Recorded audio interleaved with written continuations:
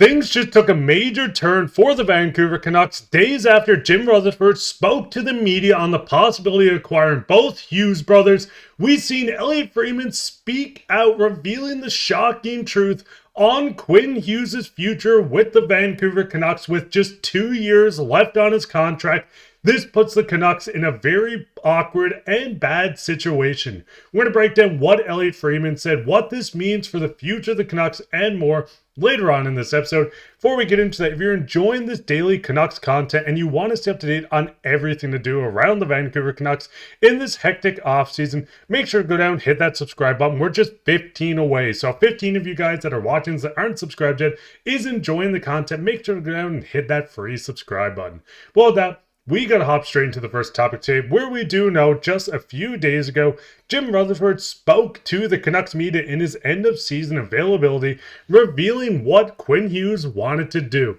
He said he has said before he wants to play with his brothers. Of course, this is Quinn Hughes. That would be partly out of our control, in our control if we brought his brothers here. Now, this was Jim speaking on Quinn Hughes when the media asked him about what it would take to keep him here. He goes on to kind of speak about how money is not the biggest issue when it comes to Quinn Hughes.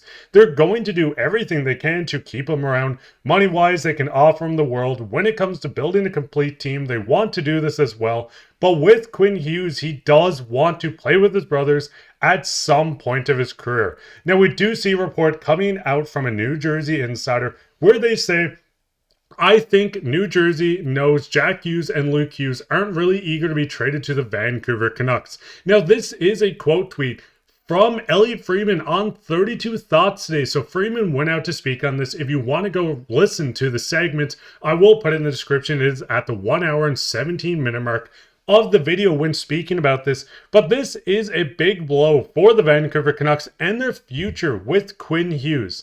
Listen, this is a situation where we know Jim and the Canucks would do whatever it takes to keep Quinn. Quinn is the captain and the heart and soul of this team. We know this. He is the best defenseman.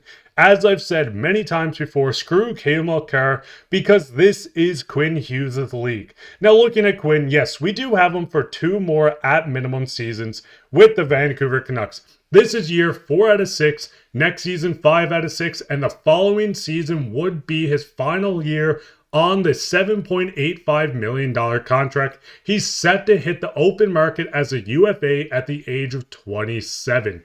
Quinn Hughes, just 25 years old, has been a dominant force and the only reason why most games the Canucks stayed in it this year. We know Quinn Hughes, 16 goals, 60 assists, 76 points in 68 games. As I said, only 25 years old. He wears a C for the reason on this Canucks team, and he has been dominant in the league with the Vancouver Canucks and hopefully for the rest of his career with the Vancouver Canucks. Now, as I said, Quinn did deal with some injuries this year. The Canucks failed to make the postseason. Jim has made it very clear that Quinn Hughes will end up leaving if the Canucks are not a competent and a team that's looking to make a push to be a playoff team every single season. Yes, this team has dealt with a lot of injuries this year.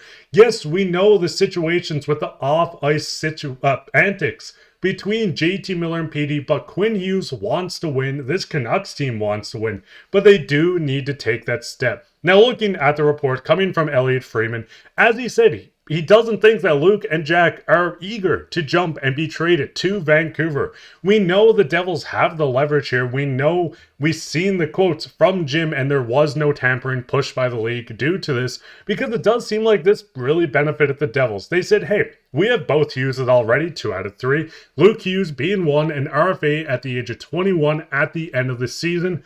Following up, we do have Jack Hughes, also with the New Jersey Devils. Year 3 of 8, so next season he's about halfway, or fully halfway through on his contract, not set to be a UFA until 2030. So this pushes it right into the situation of having, hey, we have both Hughes. Quinn is going to become a UFA a lot faster than Jack. Why would the Devils rush anything and look for this? And this is where things get very tricky for the Vancouver Canucks. I mean, listen, Jack Hughes has been dominant with the New Jersey Devils. Acquire him would be massive for the Canucks. back-to-back 27-goal seasons, a 43-goal season. We know that he was injured 2 seasons in a row, failing to play in both postseasons. So if we look at it in the standpoint of the Devils, who are currently down 2-0 in the series right now, we do know there is a possibility they look at this and say, hey, Jack hasn't been consistently with us in the playoffs. He would have been a game changer, so let's trade him. And let's be honest here, this might not be the way the Devils are looking at this. If the Canucks truly want to get all 3 Hugheses in Vancouver, they're going to have to grossly overpay for this because, as I've said multiple times, the Devils have the leverage on this. Jack is still locked up on this Devils team for 4 more years. We're going to see Luke Hughes sign an extension as early as this offseason. If the Canucks truly want to get this done, they need to acquire one of the Hugheses before the contract of Quinn is up, which pretty much gives them, as soon as I can find the screenshot, a 2-year window. Or we really can see the day where Quinn walks to New Jersey, and this has major implications on the Canucks moving forward. I mean, listen, looking at the Canucks team at forward, we have a lot of our guys locked up. I'm not going to touch on Petey because I know that's a full different story and everyone is very split down the middle on how they feel about this. But looking at the team, a team where Brock Boeser could truly walk in this offseason. We know Pius Suter, UFA at the end of the year, scoring 20 goals this year, 20 plus goals, I should say. This is the team that has Connor Garland walking in 2 years, which lines up perfectly with Quinn Hughes walking as well. Well, that's if Quinn walks, and we would have an extra year. But if Quinn does leave, the Canucks are stuck with 2 guys locked up longer than that in Filip Hronek and Elias Pettersson. I love both these guys. I think they're an awesome pairing, but this is not a great decor without Quinn on it. Now, you do have young guys stepping up within the lineup. Tom Wilner's a guy that eventually will sign. We'll have a video on all that saga later on tonight or tomorrow, so keep your eye out for that. But overall, this is a team that is building to be a competent team, and they want Quinn Hughes to be a part of that. They want to go out and do whatever it takes to get Quinn. Yes, the contract's going to be expensive. If he walks into that room and says, hey, I want $15 million, I want to be signed for 8 years, the Canucks give it to him. They back the Brinks truck up. You deliver it to his house. You put it on a gold plate if you have to. You do whatever it takes to keep this guy within the organization.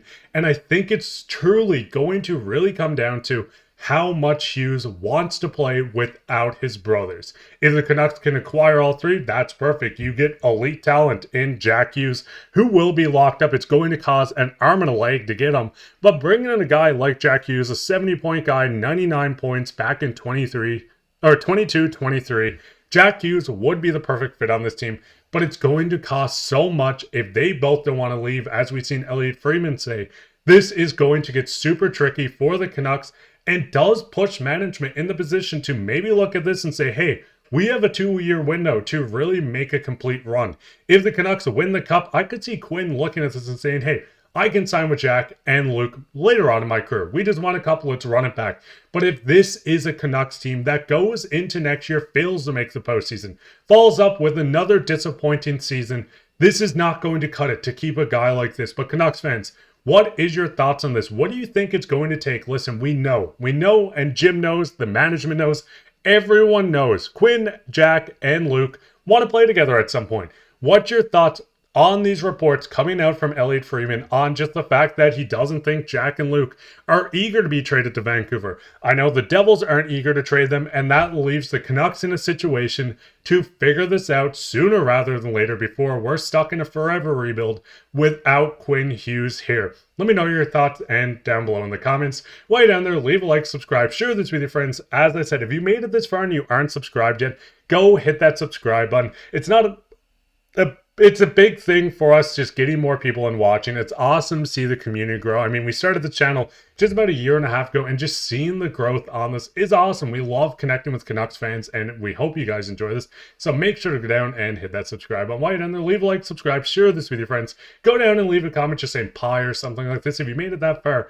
But that'd be it for this episode. I've been your host, Mark. Bye, and take care.